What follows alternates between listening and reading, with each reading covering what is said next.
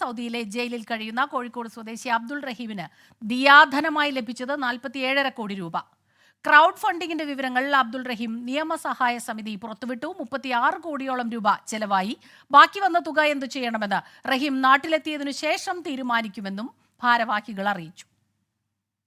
അബ്ദുൾ റഹീമിന്റെ കുടുംബത്തെ അകമഴിഞ്ഞാണ് ലോക മലയാളികൾ സഹായിച്ചത്. 34 കോടി രൂപയായിരുന്നു ജയിൽ മോചനത്തിന് ആവശ്യമുണ്ടായിരുന്നത്.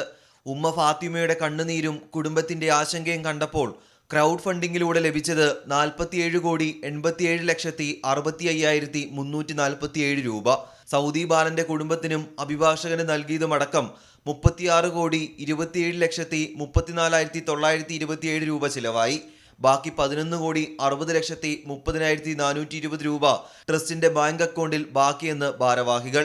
47,87,65,347 രൂപ വരവും 36,27,34,927 കോടി ചെലവും ബാക്കി 11,60,30,420 രൂപ ബാലൻസുമുണ്ട്. ഈ റഹീം നാട്ടിലെത്തിയതിനു ശേഷം ഞങ്ങൾ കൂടി ആലോചിച്ചിട്ട് ആ പണം എന്ത് ചെയ്യണം, എങ്ങനെ ചിലവാക്കണമെന്നൊക്കെ തീരുമാനിക്കും. സത്യത്തിൽ ഈ പണം എങ്ങനെ നമുക്ക് നമ്മുടെ സമാനമായ കാര്യങ്ങൾക്ക് ചിലവഴിക്കാം എന്നാണ് നമ്മോട് ബൈലോ പ്രകാരം എഴുതിയിട്ടുള്ളത്.